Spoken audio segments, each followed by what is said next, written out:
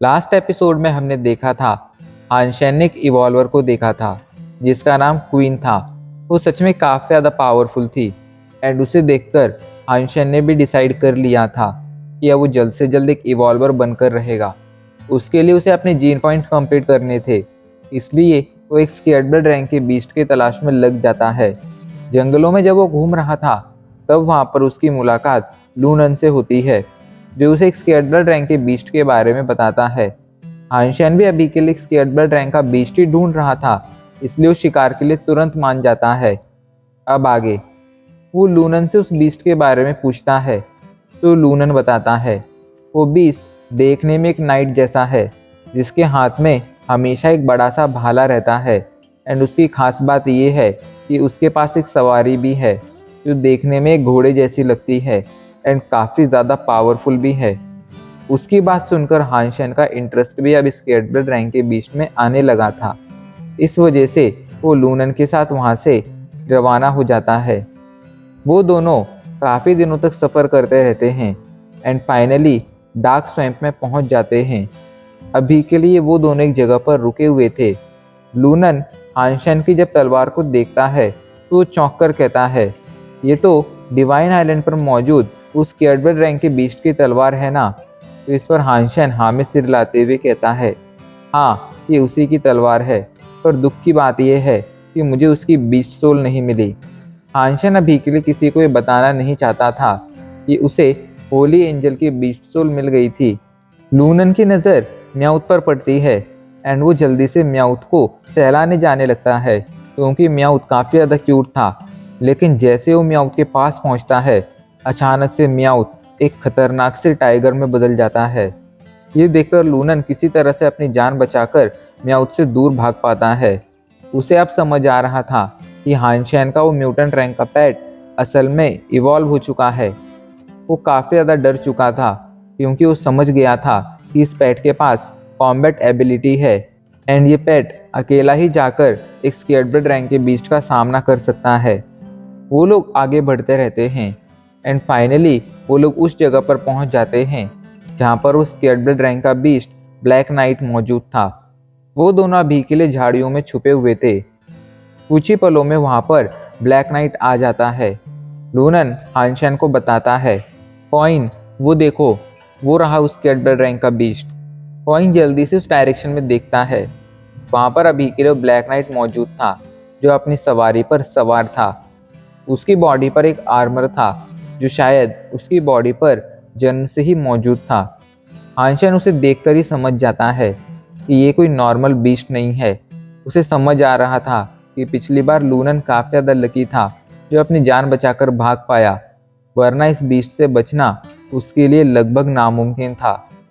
Coin को मन ही मन कुछ सोचता देख लूनन को लगता है कि कॉइन उस बीस्ट से डर चुका है, इसलिए वो कहता है कॉइन तुम्हें गिव अप नहीं करना चाहिए, हमें एक बार तो उसे मारने का ट्राई ज़रूर करना चाहिए। इस पर कॉइन मुस्कुराते हुए कहता है मैं कभी भी गिव अप नहीं करता हूँ, हम ज़रूर उसे मारने की कोशिश करेंगे। अभी ये दोनों बातें कर ही रहे थे तभी अचानक से वो बीस्ट इन दोनों की तरफ देखता है और तेजी से इन दोनों की तरफ आगे बढ़ने लगता है। उसने इन दोनों को देख लिया था। उस बीस्ट को अपनी तरफ बढ़ता देख लूनन जल्दी से भागने लगता है। वो बीस्ट अपने भाले से जल्दी से इन दोनों की तरफ हमला करता है। उसका हमला तेजी से इन दोनों की तरफ बढ़ रहा था, लेकिन तभी हानशेन अपनी उस तलवार से उसके हमले को ब्लॉक कर देता है। ये होली एंजल की तलवार थी जो ऑब्वियसली एक स्केर्डबर्ड रैंक का गियर था। ऐसे में वो इस ब्लैक नाइट के हमले से टूटी नहीं थी। हानशेन एक के बाद एक उसके सभी हमलों को ब्लॉक करने लगता है, लेकिन वो बस हमलों को ब्लॉक कर पा रहा था। वो किसी भी कीमत पर जवाबी हमला नहीं कर पा रहा था। वो अब काफ़ी ज़्यादा फ्रस्ट्रेट भी होने लगा था क्योंकि काफ़ी देर तक उससे लड़ने के बाद भी हानशेन उस ब्लैक नाइट पर एक हमला नहीं कर पाया था। उल्टा वो हानशेन पर लगातार हावी होता जा रहा था। ये देखकर हानशेन जल्दी से म्याउथ को बाहर निकालता है एंड उसे उस बीस्ट पर हमला करने के लिए कहता है, लेकिन म्याउथ को अपनी तरफ बढ़ता देख उस बीस्ट की सवारी म्याउथ को एक ज़ोरदार लात मारती है जिससे म्याउथ दूर जाकर गिरता है एंड घायल हो जाता है। इधर ये देखकर हानशेन समझ जाता है कि उस बीस्ट को अभी तो नहीं हरा पाएगा। तभी लूनन कहता है भाई कॉइन ये बीस्ट उड़ नहीं सकता है, तुम्हें अभी के लिए उड़कर इससे बचना चाहिए। ये सुनते ही कॉइन जल्दी से अपने पंख निकालता है एंड आसमान में उड़कर म्याउथ को भी वापस ले लेता है एंड वो लोग वहाँ से उस ब्लैक नाइट से काफ़ी ज़्यादा दूर चले जाते हैं। एक जगह पर रुककर लूनन कहता है, भाई कॉइन, वो बीस्ट बहुत ज़्यादा पावरफुल है, हम दोनों मिलकर उसका सामना नहीं कर पाएंगे। मुझे लगता है हमें हमारे लिए कुछ और साथी ढूंढने चाहिए। तो इस पर कॉइन थोड़ी सी अजीब आवाज़ में कहता है, तुम गलत थे, तुमने गलत इन्फॉर्मेशन दी थी। वहाँ पर एक स्केर्डबर्ड रैंक का बीस्ट नहीं है, बल्कि 2 बीस्ट हैं। उस ब्लैक नाइट की सवारी वो घोड़ा भी एक स्केर्डबर्ड रैंक का बीस्ट है। अभी के लिए ये सुनकर लूनन शॉक हो गया था। वो कहता है, ये तो काफ़ी बड़ी मुसीबत हो गई है, मुझे लगता है हमें गिव अप कर देना चाहिए।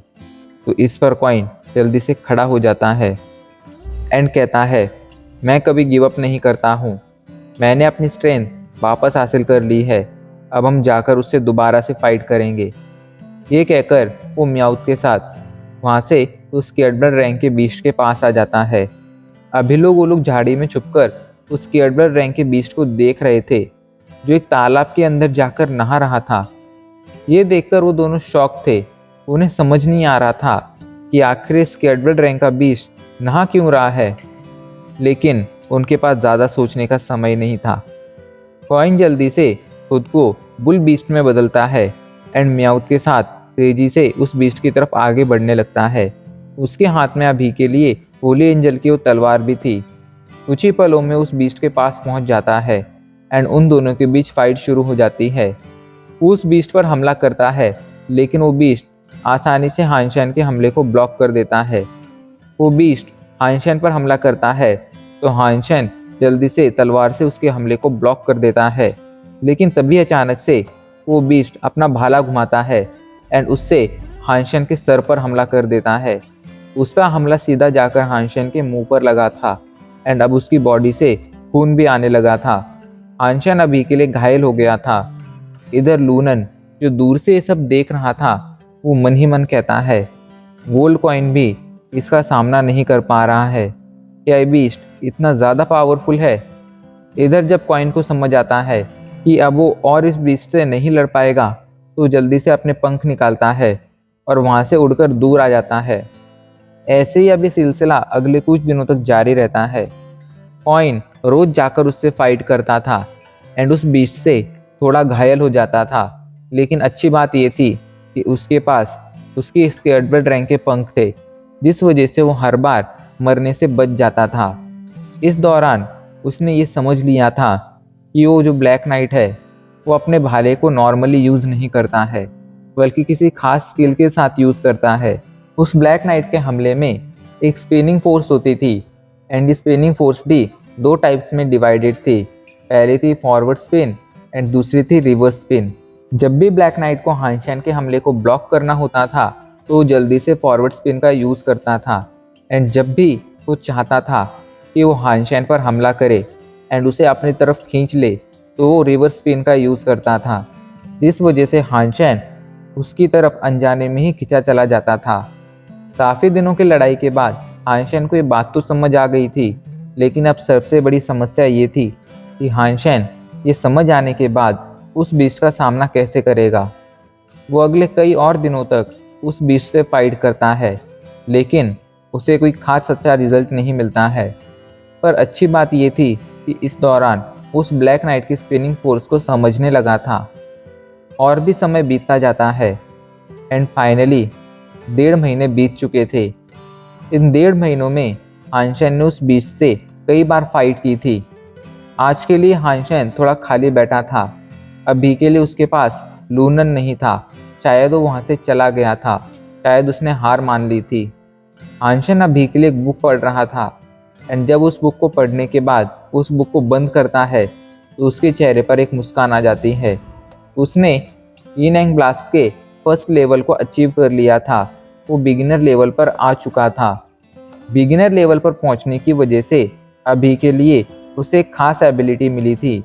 उसके पंचेस में 2 तरह की फोर्स आ गई थी, जिसमें से पहली थी यिन फोर्स एंड दूसरी थी यांग फोर्स।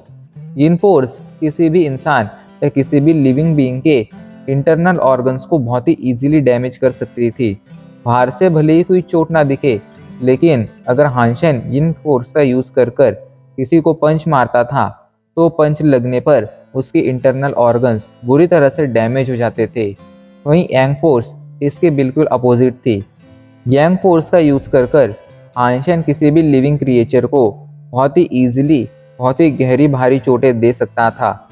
अभी के लिए उसने डिसाइड किया था कि वो अपनी इस नई आई एबिलिटी से ही उस बीस्ट का सामना करेगा। वो बिना किसी हथियार के उस बीस्ट के सामने खड़ा था। वो बीस्ट तेजी से हानशेन की तरफ बढ़ रहा था। वो बीस्ट हानशेन से काफ़ी ज़्यादा फ्रस्ट्रेटेड था। ये बंदा रोज़ आकर उसे मारने की कोशिश करता था, लेकिन वो चाहकर भी इस बंदे को नहीं मार पा रहा था। वो जल्दी से हानशेन पर अपनी स्पिनिंग भाले से हमला करता है, लेकिन हानशेन जल्दी से उसके हमले को डॉज करता है एंड उसके पास जाकर उसकी चेस्ट पर एक ज़ोरदार पंच मारता है। इस पंच में उसने इन फोर्स का यूज़ किया था। उसका हमला जैसे उस बीस्ट को लगता है तो उसकी इंटरनल ऑर्गन्स डैमेज हो जाते हैं एंड वो बीस्ट खून की उल्टियाँ करने लगता है।